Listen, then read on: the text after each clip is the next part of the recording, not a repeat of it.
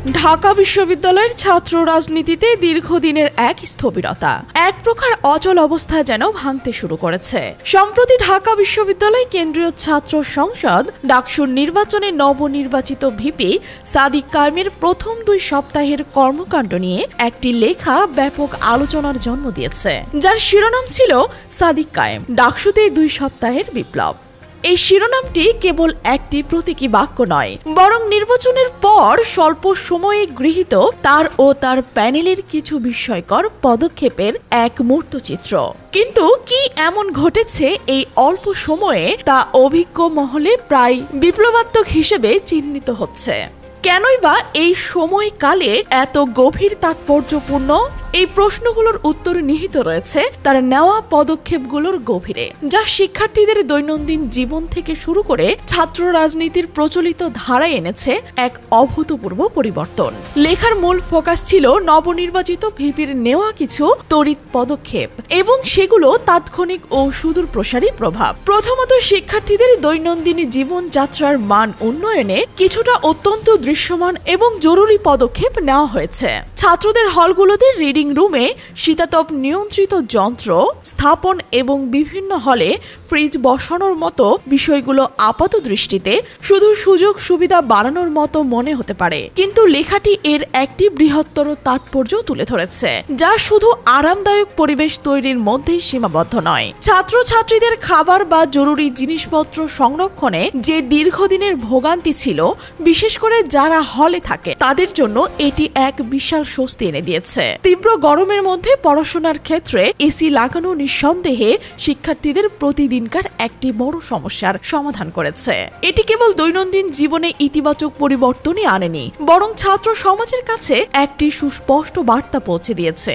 নতুন নেতৃত্বে তাদের অতি সাধারণ কিন্তু জরুরি চাহিদাগুলো সম্পর্কে সচেতন এবং সেগুলো সমাধানের বদ্ধপরিকর। এর মাধ্যমে শিক্ষার্থীদের মধ্যে নেতৃত্ব সম্পর্কে একটি নতুন আস্থা অর্জনের চেষ্টা করা হচ্ছে, যা অতীতে খুব কমই দেখা গেছে।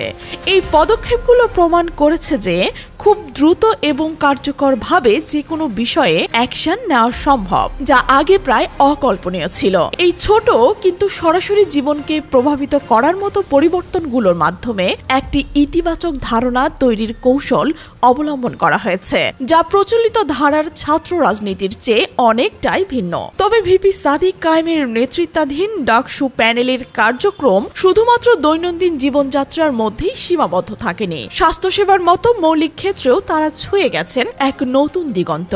ডাকসুর পক্ষ থেকে 1000-এরও বেশি শিক্ষার্থীকে বিনামূল্যে মেডিকেল চেকআপের ব্যবস্থা করা হয়েছে, যা সংখ্যাগত দিক থেকেও বেশ বড় এবং তাৎপর্যপূর্ণ। সবচেয়ে আশ্চর্যের বিষয় হলো এই মেডিকেল ক্যাম্পেইনটি প্রথম শুরু করা হয়েছিল জগন্নাথ হলে। এই তথ্যটি বিশেষভাবে গুরুত্বপূর্ণ, কারণ লেখাটির দাবি অনুযায়ী এই হলের শিক্ষার্থীরা নির্বাচনে সাদিক কায়েমকে সমর্থন দেয়নি। এই পদক্ষেপটি একটি অন্তর্ভুক্তিমূলক বা ইনক্লুসিভ বার্তার ইঙ্গিত দেয়। এর মাধ্যমে নেতৃত্ব হয়তো দেখাতে চেয়েছেন যে তারা কেবল তাদের সমর্থকদের জন্যই নয়, বরং সমগ্র ছাত্র সমাজের জন্যই কাজ করতে চান, যেখানে রাজনৈতিক আনুগত্য কোনো সেবার মানদণ্ড নয়। যারা ভোট দেয়নি তাদের কাছে প্রথম সেবা পৌঁছে দেওয়ার এই উদাহরণটিকে লেখাটি সার্বজনীন নেতৃত্বের একটি প্রচেষ্টা হিসেবে দেখছে। এছাড়াও প্রতিটি হলে ফার্স্ট এইড বক্স বসানোর উদ্যোগ নেওয়া হয়েছে, যা ছোটখাটো অসুস্থতা বা দুর্ঘটনার প্রাথমিক চিকিৎসার জন্য অপরিহার্য। লেখাটি জোর দিচ্ছে যে স্বাস্থ্যসেবার মতো এই মৌলিক চাহিদাগুলো পূরণ করার মাধ্যমে শিক্ষার্থীদের মধ্যে একটি নিরাপত্তা আর আস্থার পরিবেশ তৈরিতে সাহায্য করা হচ্ছে। এই ধরনের তাৎক্ষণিক প্রয়োজন মেটানোর পাশাপাশি ভবিষ্যতের দিকে তাকিয়েও কিছু সাহসী পরিকল্পনা উঠে এসেছে। ভবিষ্যৎমুখী পরিকল্পনার অংশ হিসেবে বিভিন্ন হলে আধুনিক আইটি ও ক্যারিয়ার সেন্টার খোলার একটি বড় উদ্যোগের কথা বলা হয়েছে। লেখাটিতে একে একটি দূরদর্শী এবং অত্যন্ত গুরুত্বপূর্ণ পরিকল্পনা হিসেবে চিত্রিত করা হয়েছে। এই সেন্টারগুলোতে কেবল অত্যাধুনিক কম্পিউটার ল্যাব বা বিনামূল্যে ইন্টারনেট সুবিধা থাকবে তাই নয়, বরং প্রোগ্রামিং বা চাকরির বাজারের জন্য প্রয়োজনীয় বিভিন্ন দক্ষতা অর্জনের প্রশিক্ষণের ব্যবস্থাও রাখা হবে। এর মাধ্যমে ছাত্র রাজনীতির গতানুগতিক ধারার বাইরে গিয়ে শিক্ষার্থীদের দক্ষতা উন্নয়ন এবং ক্যারিয়ারের দিকে ফোকাস করার একটি সুস্পষ্ট চেষ্টা পরিলক্ষিত হয়। সাদিক কায়েমের লক্ষ্য হিসেবে সেখানে বলা হচ্ছে যে শিক্ষার্থীরা যেন শুধু ঐতিহাসিক রাজনৈতিক গণ্ডিতে আটকে না থাকে, আধুনিক প্রযুক্তি ব্যবহার এবং নিজেদের ক্যারিয়ার গড়ার দিকেও মনোযোগ দিতে পারে। এই উদাহরণটিকে ছাত্র সংসদের ভূমিকাকে বর্তমান সময়ের চাহিদার সাথে আরো প্রাসঙ্গিক এবং কার্যকরী করার একটি প্রচেষ্টা হিসেবে দেখা হচ্ছে। এটি সরাসরি শিক্ষার্থীদের ভবিষ্যতের চাকরির জন্য প্রস্তুত করার উপর জোর দেয়, যা ছাত্র রাজনীতির গতানুগতিক ধারাকে এক নতুন পথের ইঙ্গিত দেয় বলে লেখাটিতে দাবি করা হয়েছে। ছাত্র জীবনে এমন কিছু সমস্যা থাকে যা পলিসি লেভেলে প্রায়শই গুরুত্ব পায় না, কিন্তু হলে থাকা ছাত্রছাত্রীদের জন্য তা এক বহু পুরনো ভোগান্তির কারণ। ছারপোকার উপদ্রব এমনই একটি সমস্যা যা বছরের পর বছর ধরে শিক্ষার্থীদের জীবনকে দুর্বিষহ করে তোলে। আশ্চর্যজনকভাবে লেখাটিতে এই আপাত দৃষ্টিতে ছোট কিন্তু অত্যন্ত কষ্টদায়ক বিষয়টির উপরও আলোকপাত করা হয়েছে। বড় বড় পরিকল্পনা বা রাজনৈতিক আলোচনার ভিড়ে এই ধরনের প্রতিদিনকার ছোট সমস্যাগুলো সাধারণত আড়ালেই থেকে যায়। কিন্তু লেখাটিতে দাবি করা হচ্ছে যে সাদিক কায়েম দায়িত্ব নেয়ার পর এই সমস্যাকে অবহেলা করেননি, বরং এর সমাধানে অগ্রাধিকার দিয়েছেন। ছারপোকা তাড়ানোর জন্য বিভিন্ন হলে নিয়মিত স্প্রে করা হবে এবং পরিষ্কার পরিচ্ছন্নতার উপর জোর দেওয়া হবে। এর ফলস্বরূপ শিক্ষার্থীরা এরই মধ্যে বেশ কিছু স্বস্তি পেতে শুরু করেছেন বলেও দাবি করা হচ্ছে। এই ধরনের একটি পুরনো ও বিব্রতকর সমস্যা সমাধানে যে মনোযোগ দেওয়া হচ্ছে, এটিকে লেখাটি একটি অত্যন্ত ইতিবাচক দিক হিসেবে তুলে ধরেছে। তাদের ভাষ্য মতে এটি প্রমাণ করে যে নতুন নেতৃত্ব শিক্ষার্থীদের বাস্তব জীবনের অসুবিধাগুলোর প্রতি কতটা সংবেদনশীল এবং পাশাপাশি এটি যে কার্যকর পদক্ষেপ নেওয়ার ক্ষমতা রাখে সেটাও স্পষ্ট করে তোলে। যখন ছাত্রছাত্রীরা দেখে যে তাদের ছোটখাটো কিন্তু বহুদিনের ভোগান্তিগুলোকে গুরুত্ব দেওয়া হচ্ছে এবং সেগুলোর সমাধানের চেষ্টা চলছে, তখন স্বাভাবিকভাবেই নেতৃত্বের প্রতি তাদের ধারণা ইতিবাচক হয়। লেখাটি এই গুরুত্বপূর্ণ পর্যবেক্ষণটি তুলে ধরতে চেয়েছে। তবে সবচেয়ে গুরুত্বপূর্ণ এবং কাঠামোগত পরিবর্তনের প্রসঙ্গে আসা যাক, যা লেখাটিতে সবচেয়ে বেশি আলোচনা করা হয়েছে, আর তা হলো হল পলিটিক্স এবং সিট অ্যালটমেন্ট প্রক্রিয়া। ঢাকা বিশ্ববিদ্যালয়ের হলগুলোতে বছরের পর বছর ধরে চলে আসা গণরুম সংস্কৃতি একটি পরিচিত এবং বহু বিতর্কিত ইস্যু।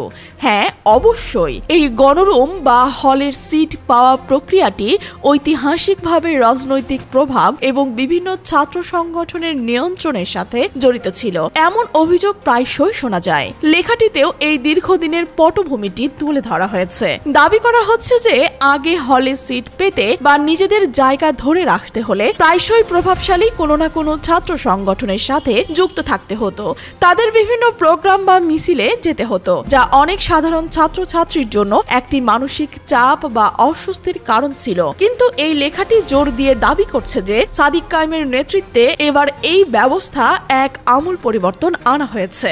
বলা হচ্ছে প্রথমবারের মতো সিট দেওয়া হচ্ছে সম্পূর্ণ মেধার ভিত্তিতে এবং এর জন্য কোনো ছাত্র সংগঠন যোগ দেওয়া বা রাজনৈতিক কর্মসূচিতে অংশগ্রহণের শর্ত থাকছে না। যদি লেখাটির এই দাবি সত্যি হয়, অর্থাৎ বাস্তব পরিস্থিতি যদি এটি সঠিক প্রতিফলন হয়, তাহলে ঢাকা বিশ্ববিদ্যালয়ের হল ব্যবস্থাপনার ইতিহাসে এটি নিঃসন্দেহে একটি বিশাল কাঠামোগত সংস্কারের প্রচেষ্টা। এর প্রভাব হতে পারে বেশ গভীর এবং সুদূর প্রসারী। লেখাটি ইঙ্গিত দিচ্ছে যে এটি শিক্ষার্থীদের উপর থেকে রাজনৈতিক চাপ কমিয়ে তাদের মূল ফোকাস অর্থাৎ পড়াশোনা এবং ব্যক্তিগত উন্নয়নে মনোযোগ দেওয়ার সুযোগ করে দিতে পারে। মেধার ভিত্তিতে সিট অ্যালটমেন্টের প্রক্রিয়াটি স্বচ্ছতা এবং ন্যায্যতার একটি নতুন উদাহরণ হতে পারে, যা আগের সিস্টেমের সাথে এটি স্পষ্ট বৈপরীত্য তৈরি করে। লেখাটি মূলত একটি যুগান্তরকারী পরিবর্তনের উপর সবচেয়ে বেশি জোর দিচ্ছে। লেখাটিতে আরো বলা হচ্ছে যে সাদিক কায়েম এবং তার টিম নাকি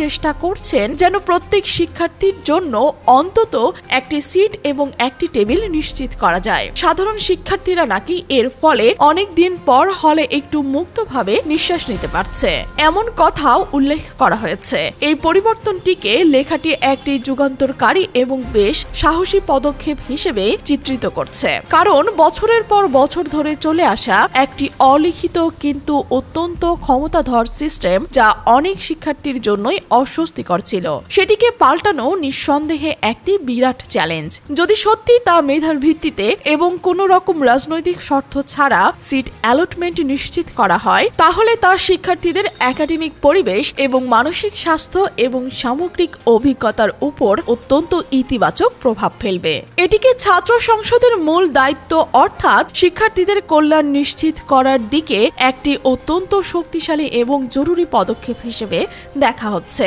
এই সব কার্যক্রমের পর একটি সামগ্রিক মূল্যায়ন এবং শিক্ষার্থীদের প্রক্রিয়াও লেখাটিতে উঠে এসেছে। কিছু রাজনৈতিক বিশ্লেষকের উদ্ধৃতি ব্যবহার করে সেখানে বলা হয়েছে যে বিশ্লেষকরা নাকি এমনও মন্তব্য করছেন যে ডাকসু নির্বাচনের পর মাত্র 2 সপ্তাহের মধ্যেই সাদিক কায়েম যে পরিমাণ কাজ করেছে বা উদ্যোগ নিয়েছে তা অন্য কোনো ছাত্র সংগঠনের পক্ষে হয়তো 1 বছরেও করা সম্ভব হতো না। তার সাংগঠনিক দক্ষতা, কাজের স্বচ্ছতা এবং শিক্ষার্থীদের প্রতি দায়বদ্ধতাকেই এই দ্রুত অগ্রগতির মূল কারণ হিসেবে লেখাটিতে পয়েন্ট আউট করা হয়েছে। শিক্ষার্থীদের নিজেদের প্রক্রিয়াও বেশ ইতিবাচক হিসেবে দেখানো হয়েছে। সেখানে উল্লেখ করা হয়েছে যে শিক্ষার্থীরা নাকি প্রথমে কিছুটা আশঙ্কায় ছিল যে ডাকসুতে হয়তো আগের মতোই রাজনৈতিক প্রভাব বা নিষ্ক্রিয়তা থাকবে, কিন্তু সাদিক কায়েমের এই শুরুর দিকে কাজগুলো তাদের সেই ধারণা সম্পূর্ণ পাল্টে দিয়েছে। তারা এখন মনে করছে যে ডাকসু শুধু রাজনৈতিক মঞ্চ নয়, বরং এটি শিক্ষার্থীদের বাস্তব সমস্যার সমাধান এবং সেবা দেওয়ার একটি কার্যকর প্ল্যাটফর্ম হতে পারে। লেখাটিতে এমনও দাবি করা হচ্ছে যে কেউ কেউ নাকি তাকে শিক্ষার্থীদের অভিভাবক বা ঢাকা বিশ্ববিদ্যালয়ের অন্যতম আশার প্রতীক হিসেবে দেখছেন। এই প্রতিক্রিয়াগুলো এবং বিশ্লেষকদের মন্তব্য যে কোনো লেখাটিতে তুলে ধরা হয়েছে তা নিঃসন্দেহে একটি অত্যন্ত ইতিবাচক এবং বলা যায় আশাব্যঞ্জক ছবি তৈরি করে। এটি দেখাতে চায় যে কিভাবে দৃশ্যমান কাজ এবং প্রতিশ্রুতির দ্রুত বাস্তবায়ন খুব অল্প সময়ের মধ্যে ছাত্রছাত্রীদের মধ্যে একটি গভীর আস্থা এবং নতুন ধরনের প্রত্যাশা তৈরি করতে পারে। লেখাটি মূলত এই ধারণার উপরই জোর দিয়েছে যে কার্যকর নেতৃত্ব, সঠিক পরিকল্পনা এবং সাংগঠনিক দক্ষতা থাকলে ছাত্র রাজনীতিতে ইতিবাচক পরিবর্তন আনা সম্ভব, এমনকি খুব কম সময়ের মধ্যেও। তাহলে সাদিক কায়েম ডাকসুতে 2 সপ্তাহের বিপ্লব শিরোনামের এই লেখার আলোকে আমরা মোটামুটি দেখলাম কিভাবে নবনির্বাচিত ভিপির প্রথম 2 সপ্তাহের কার্যক্রমকে চিহ্নিত করা হচ্ছে, প্রথম 2 সপ্তাহের কার্যক্রমকে চিত্রিত করা হয়েছে।